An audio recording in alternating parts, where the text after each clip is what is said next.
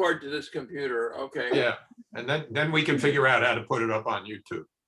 Okay, I've got people admit Jennifer McClellan, admit Judy Greenberg, admit Janet Hunter. Okay, we got people now. I see him. Hello, Senator McClellan. Hi, how are you? Okay, I'm Woody Greenberg, and somewhere on the screen is the chair of our committee, Larry Stopper. Hello, Senator McClellan. I'm Larry. Somewhere, I don't know. I'm sure if you can see me or not. I can see you. Okay. Well, thank you so much for being willing to step on with us and give us some time. I can only imagine how busy you must be right now. Well, you know, I got my start with local Democratic committees and Young Democrats, so I never say no to a local Democrat. Well, we really do appreciate it. I mean, I can tell you that Nelson County is not Terry McAuliffe's Strong point. turf. Yeah, turf. Thank you. You know, this is not a place where Terry is looking for votes. People in Nelson County are definitely looking at yourself and Jennifer Carroll Foy and trying to decide who they wish to vote for. So, you know, you're being here and we're going to post this online afterwards. It definitely will get some views and some attention. Okay, sorry, I have an old timey phone in the. I was not expecting that to ring. So. We in Nelson County still have landlines as well. Well, that just rang. I love antiques, so it's like a one of the old backlight phones. Oh wow. Yeah. Yeah, we have one of those upstairs. They're heavy though. They're very heavy. They're very heavy and they're very loud. Yeah. So how do you feel about the campaign at this point? I feel good. You know, we've been in the field since mid-February, and so we're getting pretty good contact rate. We've knocked about 90,000 doors and made about 200,000 phone calls and have had about a 20% response rate, which is not bad considering COVID. Yeah. And are getting really good, you know, support rates. So I feel really good. That's great. We're enthused. Terry, just to give you a little background in Nelson County, we were in the direct line of the Atlantic Coast Pipeline. And if you were a Democrat, you were anti-pipeline.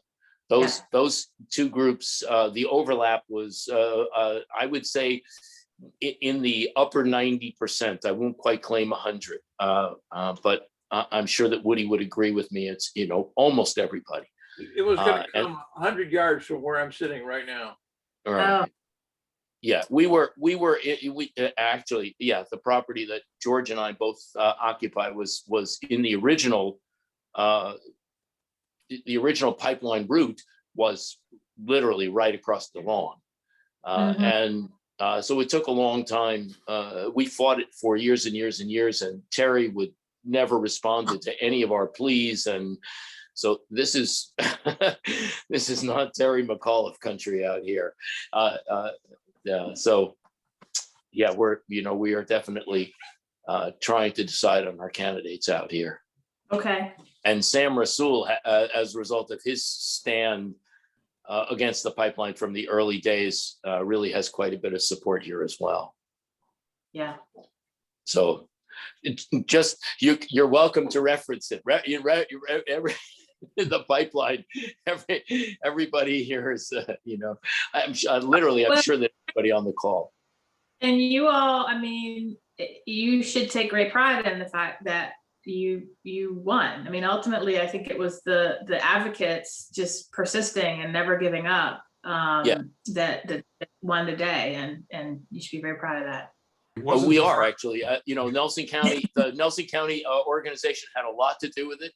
And we all get up in the morning and bless Southern Environmental Law Center. Yeah. Oh, yes. Yes.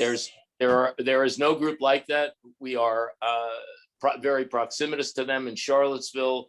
Many of us have been financial supporters of theirs for a long time, and they stood with us every step of the way, and we could not be more appreciative of their work and skill.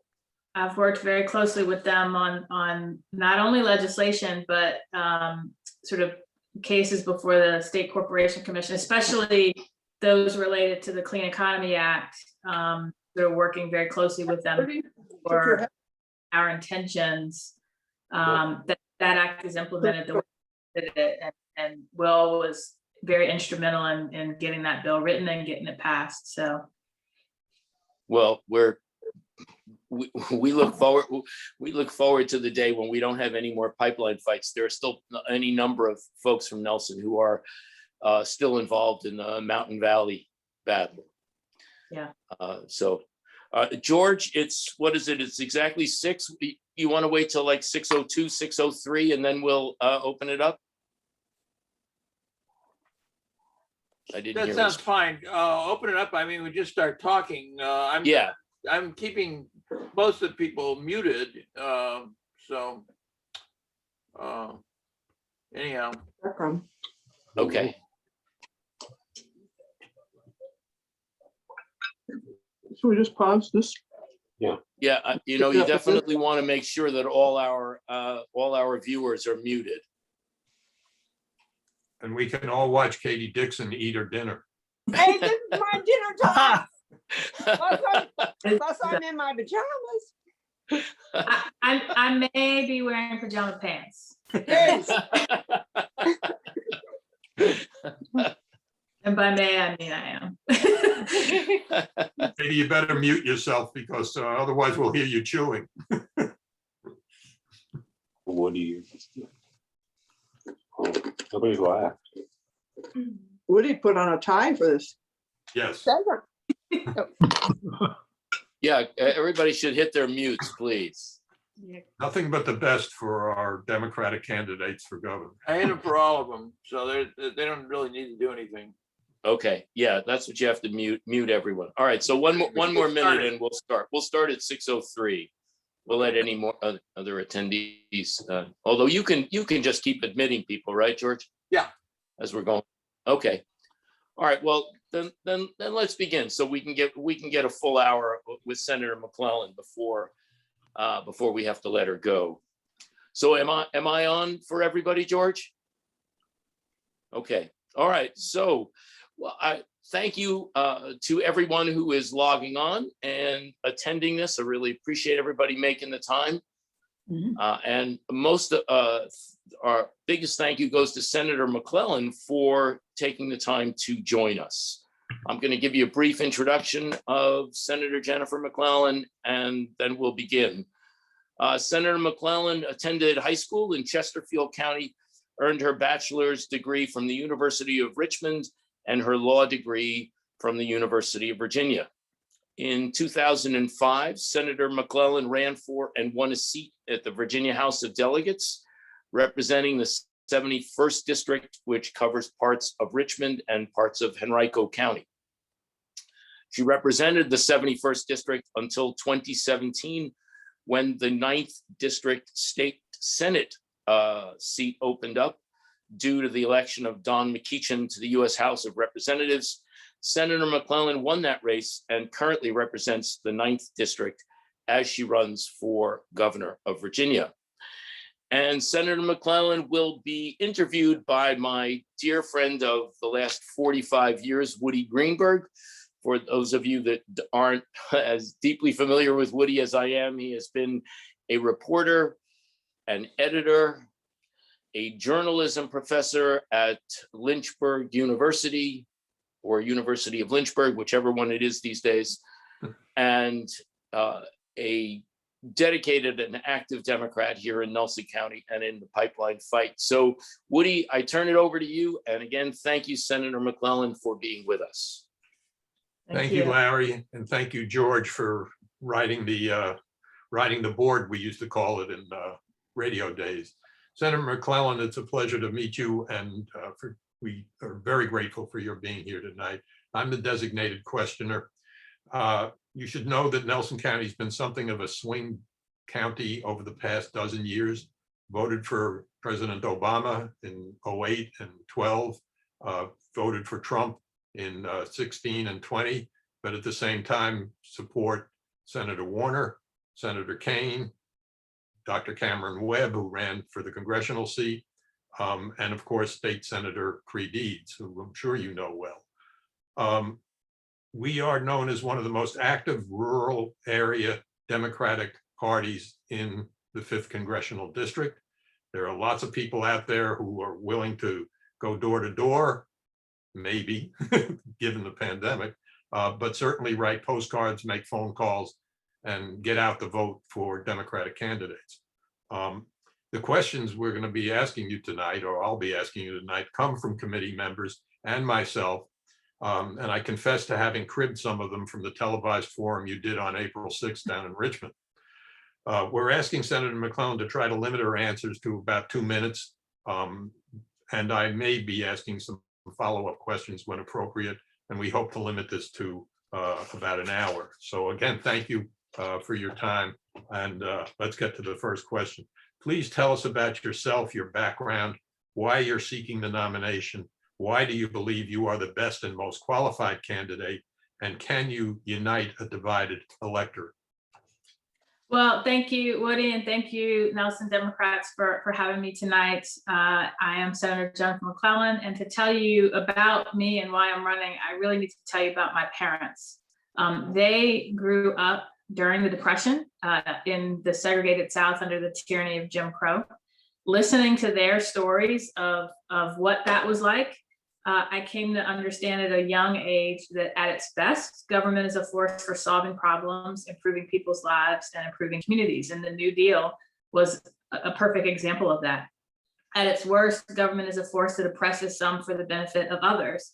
And the fact that so many Americans, my parents in particular, were left out a lot of the New Deal solely because of the color of their skin.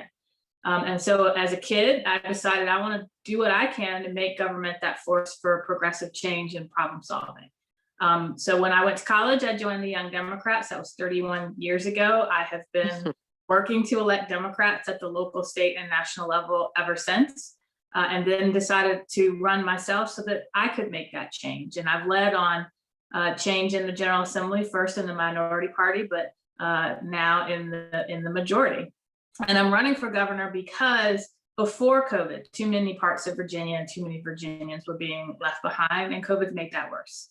And now we are at a critical crossroads as a Commonwealth where we have the opportunity to rebuild our healthcare and economic safety nets, our economy, our education system in a way that not only addresses inequity and addresses problems that we were fighting before COVID, but does it in a way that unites people, that centers people in perspectives that have not been had their perspectives heard and their needs met before COVID and definitely since, and in a way that doesn't just create a seat at the policymaking table for them, but takes the table out into our communities. I have been a very constituent services oriented legislator. I want to bring that same focus to the governorship. And people are very excited. Virginia is ready for the next generation of leadership, for a new perspective. And I bring the perspective of a Black woman and a working mother who has been fighting many of the fights that my parents, my grandparents, and my great-grandparents have been fighting. And I can't leave those fights to my kids or your kids. So that is why I'm running, and that's why I'm excited to earn your support. Thank you. Recently, a Republican candidate for the nomination of his party for governor visited Nelson County and said he would remove mandates on mask wearing, saying our civil liberties have been shredded. I'm quoting him. He also said all our schools should be open right now for in-person classes. So what are your views on state management of the COVID pandemic response with reference to schools, businesses, mask wearing, social distancing, mandates, and vaccinations? You know, I think the first job of government is to keep people and communities safe. And when we're facing the worst health crisis in 100 years, we really need to dig in and do everything we can to follow the science to keep people safe. But we also need to clearly communicate to every community and meet people where they are with information they can understand about the virus, about testing, about masks, why they need masks, about vaccines. And I think while considering we had no guidance at all and counterproductive leadership in Washington, we've done fairly well. But I have noticed in my district and across the Commonwealth that many of our communities are lower income, are non-English speaking communities, and minority communities in particular. We did not do a very good job of communicating. And frankly, our healthcare and our economic safety nets were not ready. And we need to, and I know we'll get into some questions about this later, but we need to recover in a way that prepares us for the next crisis and identifies those holes in communication so that they're filled. And I will focus on that as governor. Thank you. Virginia is said to be the 8th hardest hit state economically by the COVID pandemic.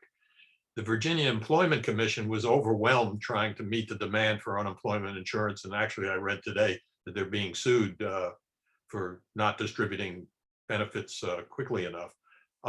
What would you do to help the state and the VEC to recover?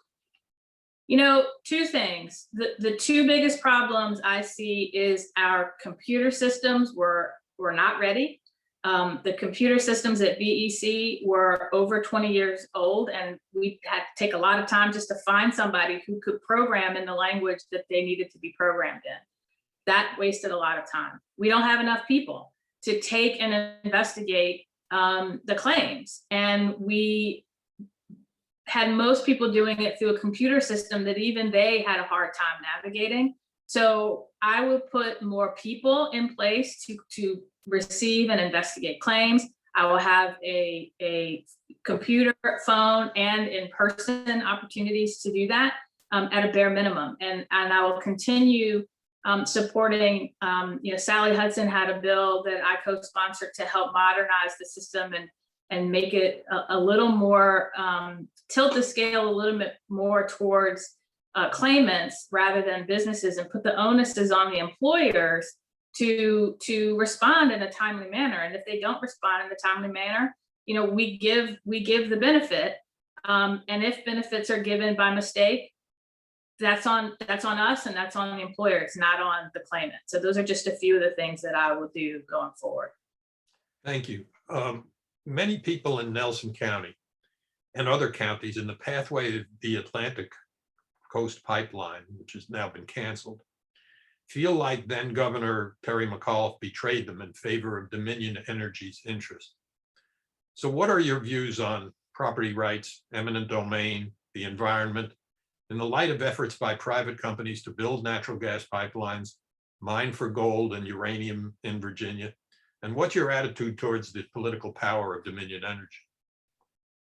So first, as the patron of and one of the architects of the Clean Economy Act, I think any fossil fuel-based projects, whether it's pipelines or new natural gas plants or anything fossil fuel-based, is counterproductive, and we don't need any new ones, and we shouldn't have any new ones. And I would focus more on expanding renewable energy generation from solar and wind that are much less damaging to our environment. Again, government's role is to balance, tip the scales when there's too much balance on the side of Dominion. And the whole point of regulating utility monopolies is to balance those scales more towards consumers, the environment, and people. And so that's my focus as governor, would be on that. I do think Dominion has overreached. They write the laws that regulate them, that determine what the prices are going to be. And there are not a lot of people in the General Assembly who understand how electric regulation works. And that's how they've been able to get away with that. I know how electric regulation works, and I can call BS on Dominion when they say something that's BS. I can call them out on it and question it and really work to tip the scales. And I have supported banning political contributions from regulated public utilities, not just Dominion, but Appalachian Power as well. I continue to support that ban and will push to get that passed. Thank you. I'm taking notes on what you're saying, so I'm sorry if I'm looking down sometime. What role should the state play in addressing global climate change? And what would you propose to, how would you propose to address it? And how quickly can we move towards renewable sources as the chief sources of energy? So when we wrote the Clean Economy Act, we had a study based on scientific data and based on where we were starting from that said we could get there in Virginia by 2045. I think we can get there faster, but we put that framework in place to start the process. Because before the Clean Economy Act, I think it was about 60% of electricity was generated from fossil fuels. You can't go from 60 to 0 overnight. So we had to unshackle solar and wind. But now with the Biden administration's commitment to reaching 100% clean energy by 2035 and actually investing in the infrastructure to do that, it'll be a lot easier for states to get there faster. And so working with the Biden administration to do that, working with clean energy, whether it's solar and wind, energy efficiency technologies to address both supply and demand. But the state, we had policies in place that prevented the growth of solar based on nothing but public policy. And I passed the Solar Freedom Act that got rid of about 7 of those barriers. We've got a couple more left to get rid of. And so as governor, my job is make sure we are implementing the Clean Economy Act as quickly as possible. But energy is only one part of it. We've got to decarbonize transportation.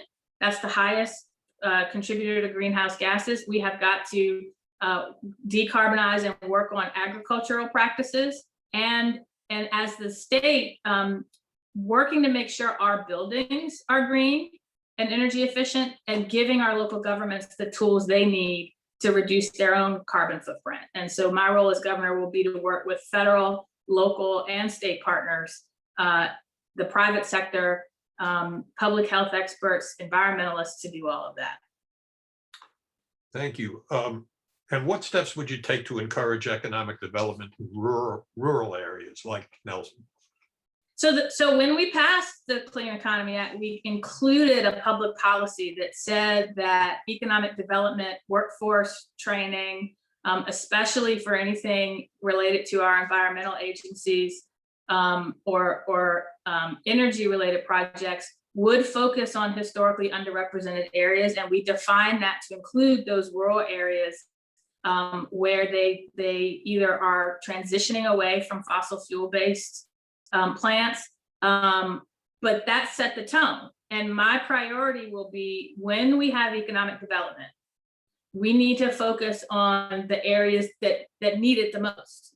That includes focusing on the problems that existed before COVID to getting it, closing the digital divide, improving our education system in those communities so that you don't have buildings where students are trying to learn and they don't have modern technology or even air conditioning. Making sure that you have transportation infrastructure, because that's when businesses are looking where to go, they want to know there's an educated workforce, that there's a good quality of life, that there is broadband infrastructure, there's transportation infrastructure. And I will focusing on making sure our rural areas have all of that so that they can attract and retain economic development opportunities and businesses.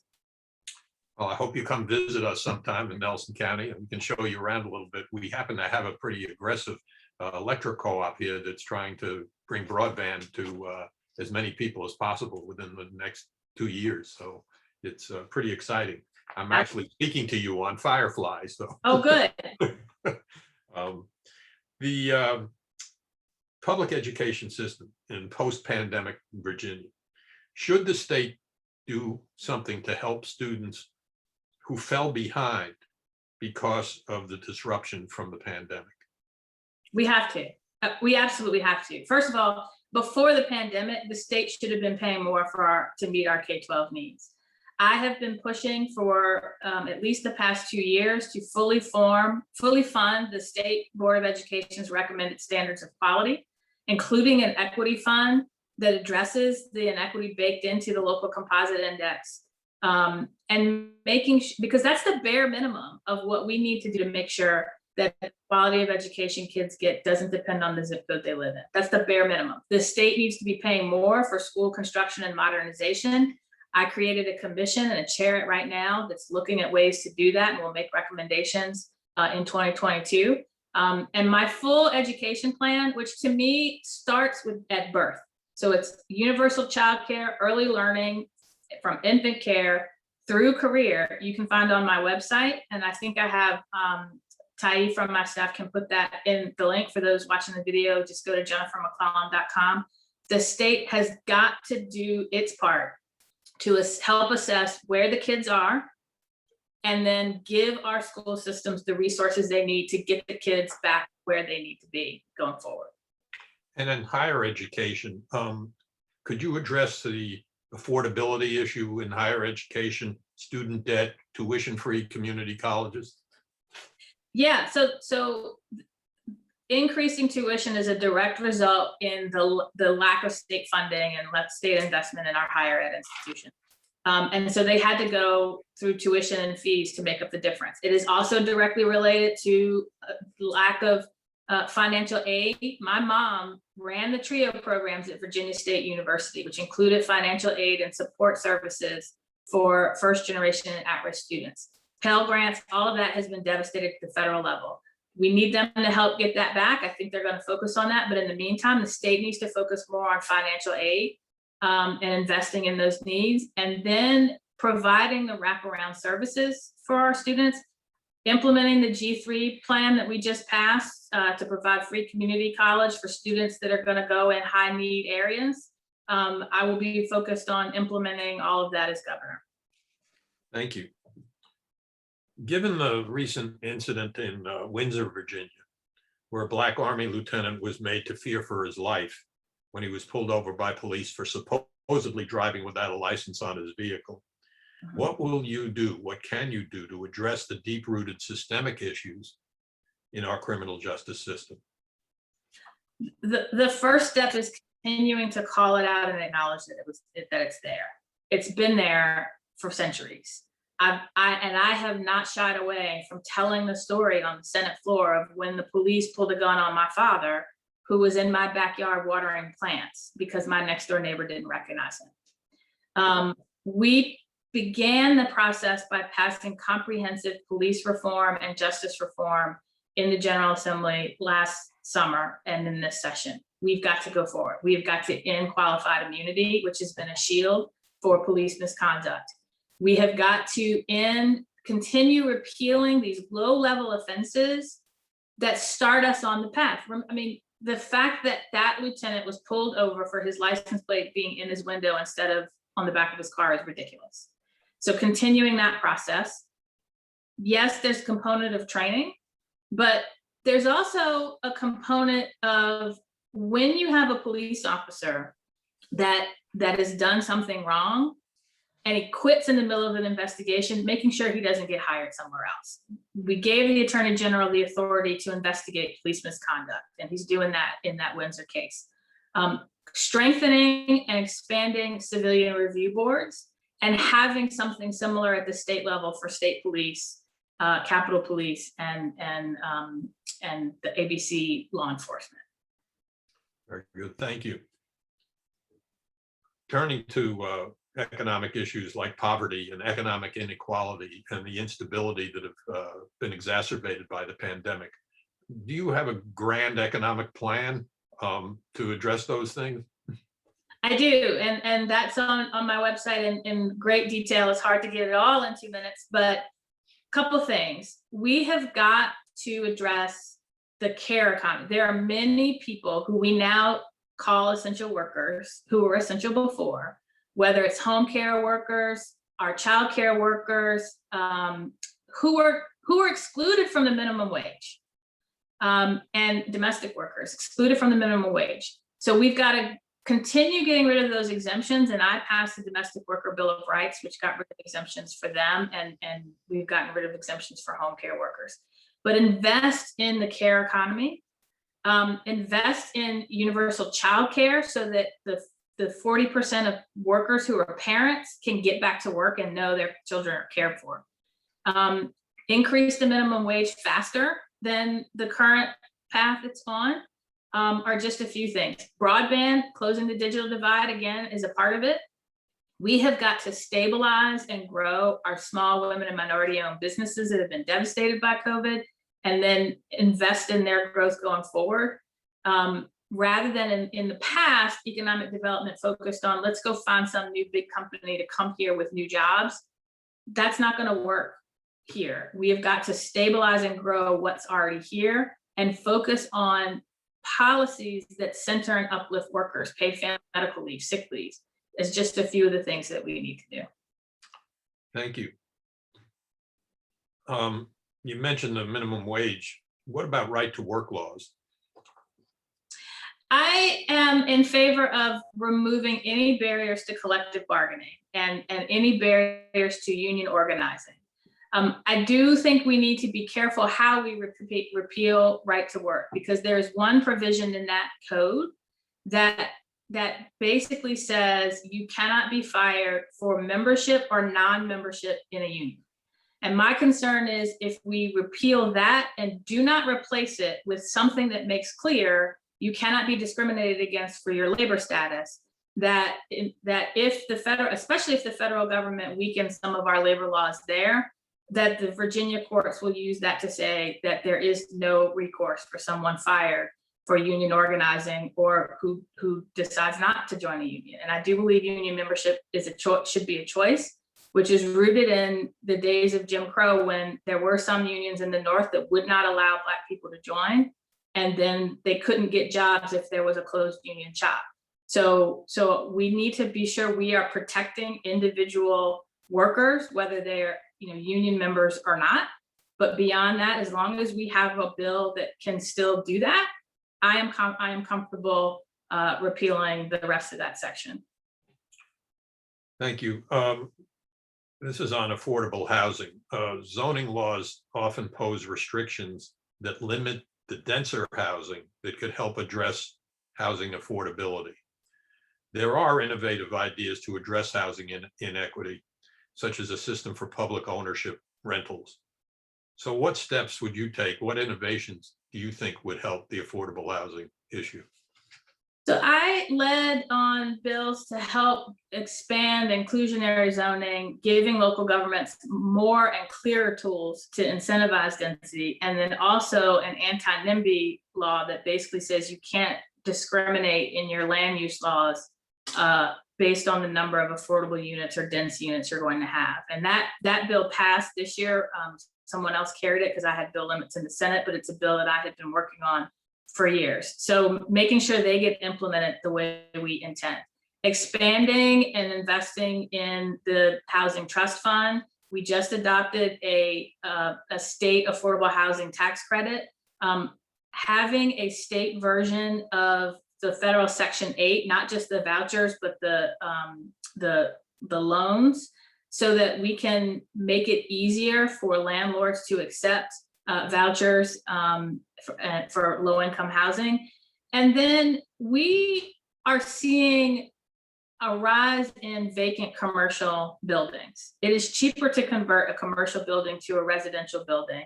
So I'm looking at ways that we can incentivize that, because the bottom line with affordable housing is wages haven't kept up with the cost of construction. So we've got to subsidize one or the other, but it also goes back to we got to increase wages. Okay, thanks. Given the imminent legalization of marijuana use and expunging records of those with past marijuana convictions, and the evident disparities in how marijuana laws were applied, how would a McClellan administration deal with establishing a legal market for marijuana? So I carried the bill that required a study for the framework exactly how to do that. And to me, the number one priority is that we have to have a legal market that has a social equity component, social equity licenses that give individuals who were incarcerated for doing what is now legal, or communities, people from communities that have been devastated by the war on drugs, a meaningful opportunity to have licenses to participate in that market. We have to make sure that there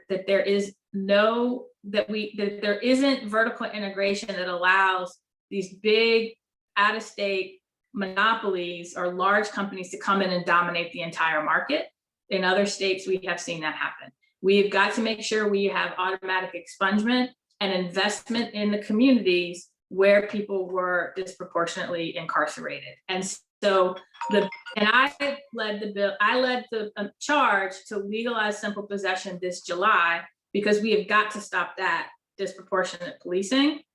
I am going to make sure that we are implementing this bill in a way that meets those goals that were set out in that study, and that we are taking advantage of looking at what New Jersey and New York did to see, because their bills passed right around the same time as ours, or in one case a little later, comparing their bills to ours to see maybe they've got an idea that might work better than what we've done.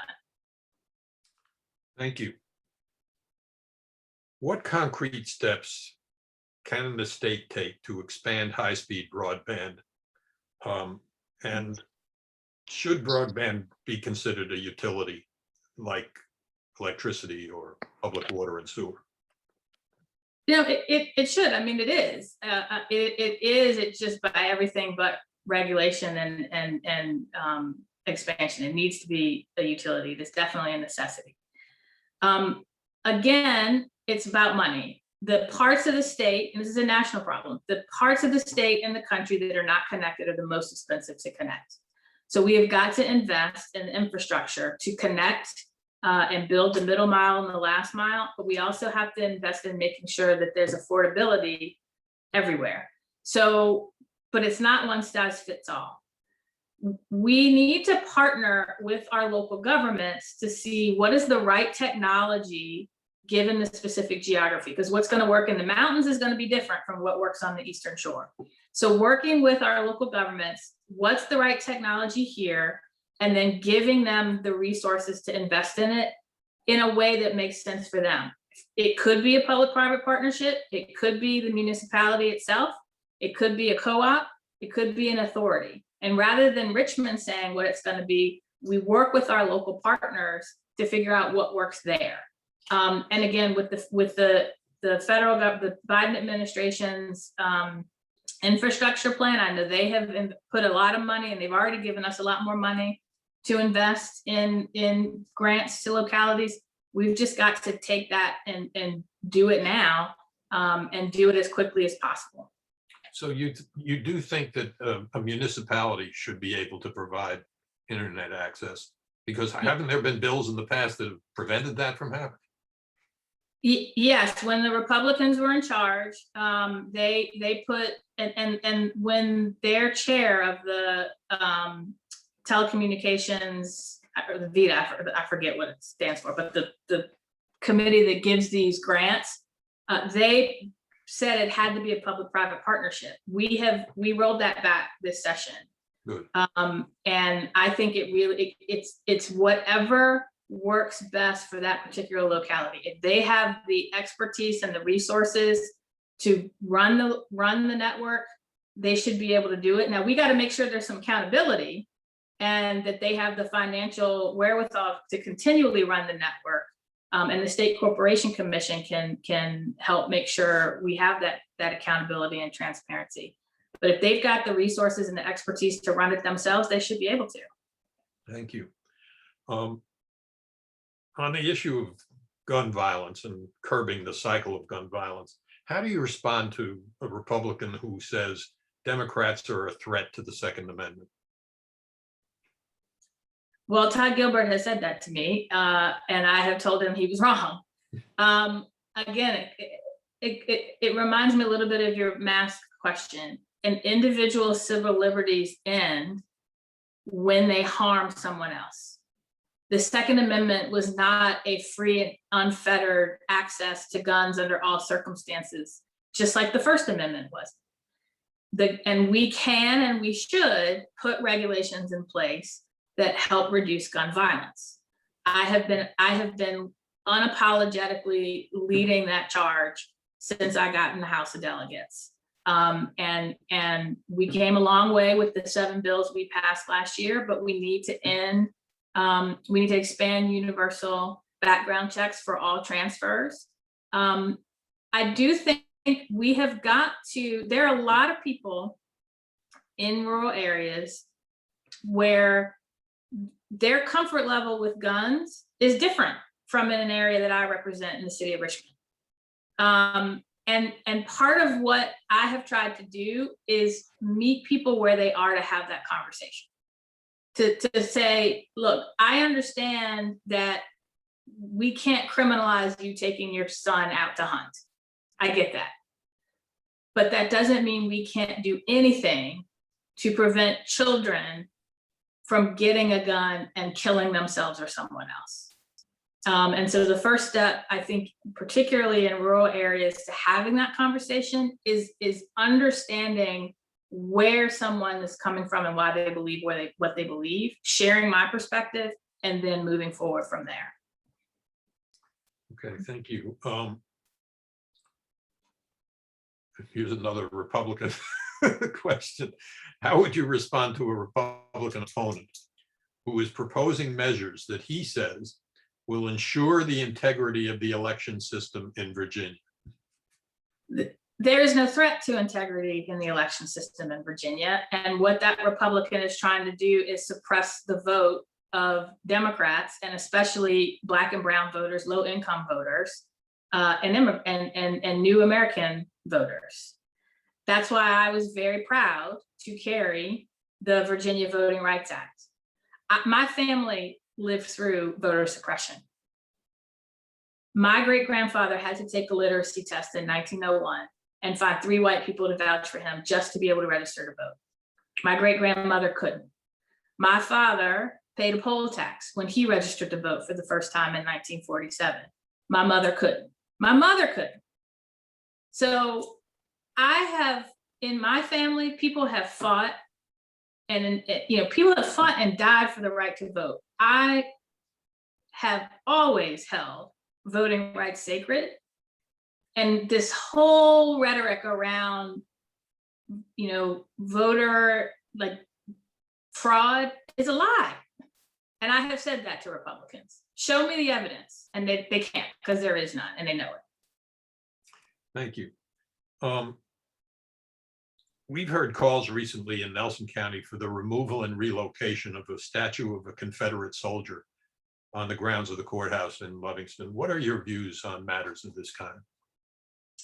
I believe Confederate monuments should be removed from public spaces, especially, courthouses, town halls, public squares, because they were put there in response to Reconstruction as part of a campaign to violently respond to the growing social, political, and economic power of Black people. It was that, the lost cause narrative and the lie of white supremacy, the voter suppression laws put in place, and racial terror lynchings together. That is what those monuments meant when they went up, and they trigger 400 years of racial trauma for me and Black people in Virginia. Now, that has to be a conversation where that perspective is shared, because most people in Virginia were not taught the full truth about the Civil War, and we're not taught about Reconstruction at all. And we're not taught about that backlash.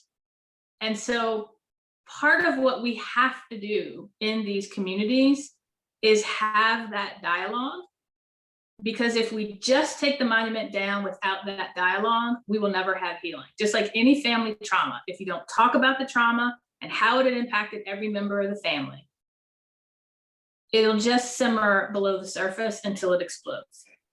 So we have to have those conversations. What about the notion of contextualizing a Confederate statue? I think that should be part of the conversation. It's possible to contextualize them, But again, I think the community needs to have the conversation. I don't think that the state in Richmond should just say, go take that monument down. I think so. The one in Nelson County community has to have that conversation. And it'll depend on the specific statute, what it is, where it is, and how can you contextualize it. But we had that with Harry Byrd. We had that conversation at the state. Harry Byrd was an unapologetic white supremacist who I was his worst nightmare. And his legacy is one you cannot contextualize for a monument that is on state capitol grounds. Now, if your monument, I don't know if it's at the courthouse, but a monument at the a Confederate monument at the courthouse is a subliminal message to Black people. You will not get justice here. So it really depends where it is. What if you accompanied that with a statue or something about people who led the fight to integrate the schools? We had integration in Nelson County in 1969, but it was a fight over a 10-year period. And there were leaders there that probably should be commemorated for that. I think we need to have monuments and public art that tell a complete history and an honest history. So I think we need to be adding those anyway. But again, I think ultimately it's a decision that the community of Nelson needs to have. But the first step is having the conversation about the specific monument, why it was put up, where it was put up, who it is. And if you can contextualize it in a way that addresses the trauma it triggers, it's worthy to have that conversation. But it's really that's a decision the locality has to make. Thank you. This is actually the last question I have here. What are your views on DC statehood? So I have supported DC statehood for 31 years. Funny story, actually. When I went to the University of Richmond and joined the Young Democrats as a freshman, there were 4 of us. So we all got an office. I was vice president. Our secretary was from DC and was very passionate about DC statehood. So in 1990, we were rallying for DC statehood at the University of Richmond campus before it was cool. So it is long overdue in my book. Well, thank you very much. And thank you for spending so much time with us. We wish you the best of luck on the campaign trail. And I wish we could take more time, but I've run out of my questions. And I don't think we have a mechanism for allowing the whole audience to chime in at once. So thank you again, Senator McClellan, for coming to Nelson County, even virtually. And we hope to see you here someday soon. Well, thank you. I will be there. I have been to Nelson before. I have not been to your committee in person, but I'm very much looking forward to seeing you all in person and hope you stay safe between now and then. Thank you. Same to you. Thank you. Good night. Good night.